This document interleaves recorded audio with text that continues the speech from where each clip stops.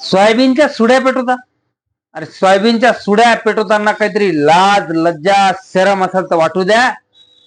त्या सोयाबीनची सुडीच नाही पेटत, त्याच्यामध्ये कुणाच तरी कष्ट जळतात.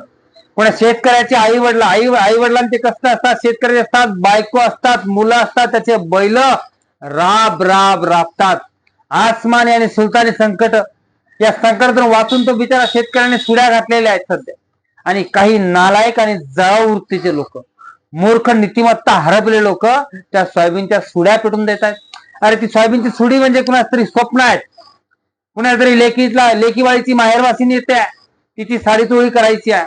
कुणाला तरी मुलाचं शिक्षण आहे, कुणाच तरी कर्ज फेडायचंय, सावकार कर्जदार उभा आहे दारात, बँका दारात उभ्या आहेत.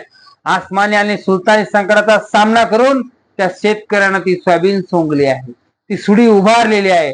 जरा लाज वाटू द्या, जनाची असतील तर ठीक, नाही तर मनाची वाटू द्या.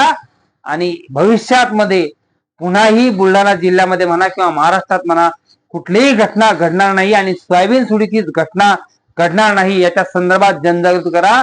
आणि जर दिसला असेल एखादा सोयाबीन सुडी पेटवणारा तर त्याच्या सहित त्याचा अर्ध्या हातपाय त्यात जाळा, जेणेकरून त्याला तो मेला नाही पाहिजे पण जिवंत तरफडला पाहिजे. आणि एखाद्या शेतकऱ्याची सोयाबीनची सुडी पेटवण्याची पुन्हा भविष्यात कोणाची हिंमत नाही झाली पाहिजे. हे काय? अरे काही लाज वाटत्या, मर्दांगीने लढा. तुमची असेल दुश्मनकी, असेल भाऊबंदकी, असेल वैयक्तिक काही, हे काय? कुणाच्या लेखबाईचे स्वप्न, कुणाच्या मुलाचे स्वप्न, कुठल्याही शेतकऱ्याचं स्वप्न राख रांगोळीत करू नका, त्याची माती करू नका, एवढंच मला सांगायचं आहे. धन्यवाद. मी प्रभाकर वाघमारे, महाराष्ट्र शासन जिल्हा युवक पुरस्कार प्राप्त. थँक्यू.